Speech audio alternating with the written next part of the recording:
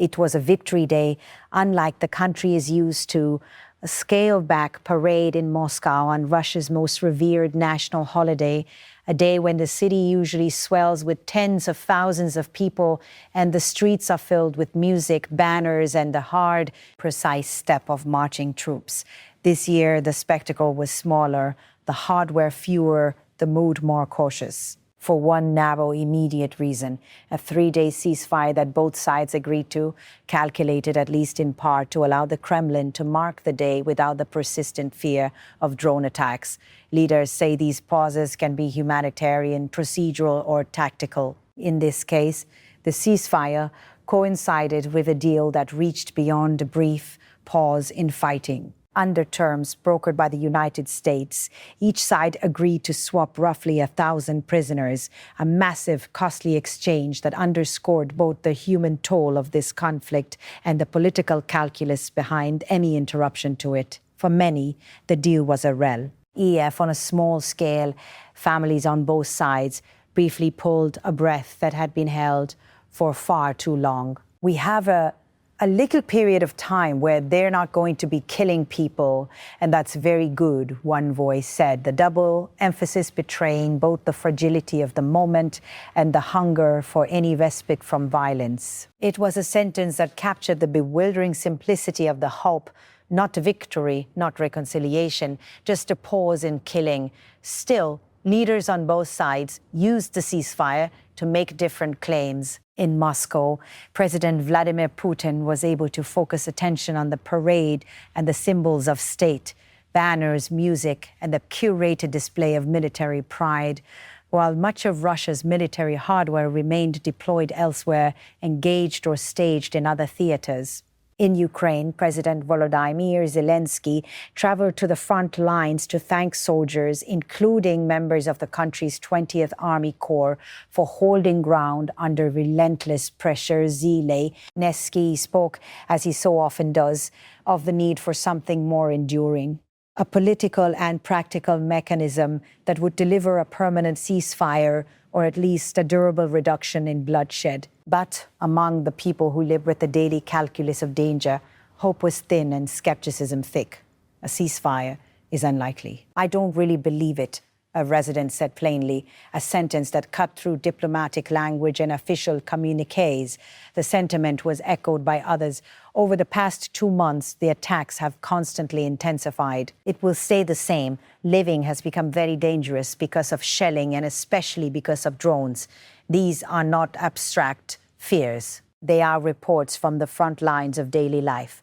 Sirens, shattered windows, the ever-present risk of flying munitions, and the anxiety that any silence might simply be the prelude to another round of violence. The truce, brief and brittle, brought immediate and visible consequences.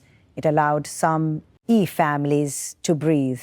It allowed the exchange of prisoners, men and women who had been taken from their homes, from the front lines, from towns and highways, to be returned in part, for a time, to the custody of their nations and the arms of their families. But prisoner swaps, even large ones, are not peace. They are acts of wartime diplomacy that acknowledge the war's permanence even as they seek to manage its human fallout. Those who track the movement of forces point out a practical reason the parade could proceed with fewer spectacular displays. Much of the heavy equipment that might once have rolled through Red Square was committed elsewhere. That has been true for months now. Tanks, artillery, and air defense systems scattered across front lines, logistics hubs, and staging areas. For the state, the images of discipline and power matter more than an army's temporary absence from ceremonial display. But for opponents and civilians alike, the absence of that hardware from a parade is also a reminder of the grinding, redistributive nature of this war. Resources, ammunition, and men flow where the fighting is hottest. Outside Moscow, the war's dangers did not respect carefully negotiated pauses. In the Chernobyl exclusion zone, once a place of radioactive danger and long, slow abandonment, a new, very different hazard flared. Ukrainian authorities blamed a Russian drone for a huge forest fire inside the exclusion zone. The images were at once surreal and terrifying. Flames licking through a landscape already haunted by history, smoke billowing over an area where nature has been reclaiming the land since the nuclear disaster decades ago. Firefighters rushed to contain the blaze, but they faced a danger that had nothing to do with radiation. The presence of landmines planted by invading troops in 2020. Fire crews, their faces streaked with soot and exhaustion, were not only battling flames, they were navigating fields and woods where explosive devices lay hid. The end beneath scorched leaves and blackened soil. The conflict's footprint had extended into environmental disaster and life-threatening conditions for those trying to put out the fire.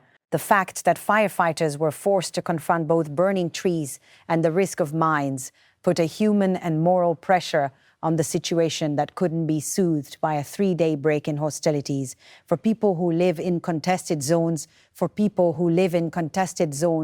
war is not measured in battles on a map, but in the inventory of daily risks, whether a home will still stand the next morning, whether a child will make it to school, whether a medical center will remain stocked and staffed, whether a neighbor swept up in a ceasefire swap is really safe, really free, or simply another statistic moved across a border. The swap of 1,000 prisoners, for all its scale, leaves thousands more unaccounted for, detained, missing, or killed.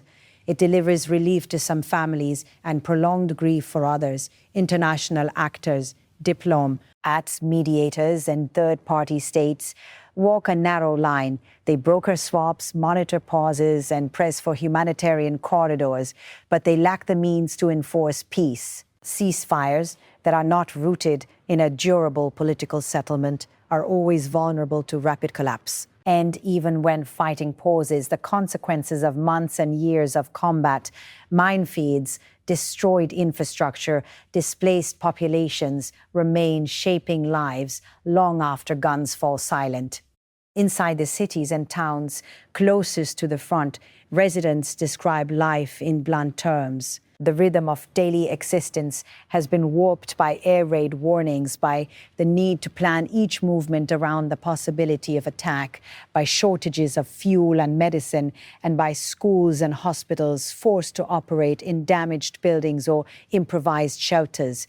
Economic life, already fragile, struggles under disrupted supply chains, curfews, and damaged roads. For many, there is a constant sense of being cornered between the immense need to survive and the long-term erosion of the social fabric that binds communities together.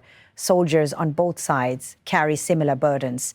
For those who return to their units after the prisoner exchange or those who watch comrades go home in the deal, the psychological effects run deep: relief, guilt, hope, and the sense of being trapped in an engine of conflict that grinds forward regardless of individual wishes. Commanders speak of tactical necessities, of gaining advantage of lines held or lost. Behind those statements are human stories: fathers and mothers, brothers and sisters, friends who share cigarettes on a trench lip while the horizon glows with distant fires. The pisments, the environmental impact of the fighting, is an underreported element of the crisis. Fires in the exclusion zone, floods from damaged dams, and the destruction of farmland all compound the immediate human suffering with long-term consequences for food security and public health. Mines laid years ago and in recent campaigns remain a persistent and growing hazard that will cost lives and limbs for decades. Clearing those areas will require specialized equipment, training, and time, resources that are scarce in any active conflict zone. As diplomats haggle and generals reposition, the pressure on neutral organizations intensifies. Humanitarian agencies attempt to deliver aid across front lines and through checkpoints. They coordinated evacuations, distribute food and medical supplies, and try to ensure that people in besieged areas receive some basic measure of care. but access is uneven, and the logistics of getting help to those who need it are hampered by damaged infrastructure, bureaucratic obstruction, and the ever-present threat that any corridor of aid might suddenly become a target. Public opinion, both at home and abroad, shapes and is shaped by these events. Parades and exchanges send strong domestic messages to supporters. They signal strength, control, and care for the nations. Troops. To detractors, they can feel like a stagecraft that hides the messy realities of war. For the international community, a prisoner swap of this size draws attention to the desperate human need behind headlines and may offer a momentary opening for negotiations. But it also highlights the limits of diplomacy when the underlying political disagreements remain unresolved. Those political disagreements go to the heart of whether a ceasefire can ever be more than temporary. A durable ceasefire requires more than silence. It requires enforceable mechanisms, monitoring, trust between antagonists, and a plan for contested territories, governance, and security. None of that is easy when atrocities have been alleged, when lines of control have shifted repeatedly, and when the strategic aims of the parties are in direct conflict. For everyday people watching from war-scarred towns and cities, those high-level considerations can feel distant. They measure the conflict by what they can see: a sense and feel, the hole in a wall, the missing neighbor, the empty school bench, the smoke on the horizon. A prisoner returned home becomes a living proof that some pressure can be applied to suffering. A 3-day ceasefire becomes a small harbor in a stormy sea. And yet, as the residents who watched the pause voiced bluntly, these harbors can be temporary and sometimes deceptively calm. Any honest assessment must reckon with the fragility of moments like this one. The truce and prisoner swap offered immediate human relief. So did the sight for a few days of less traffic on the roads and fewer explosions in some districts. But absent a foundation for longer-term peace, such respites can be fragile and fleeting. They can be used to regroup, to reposition, to claim political advantage.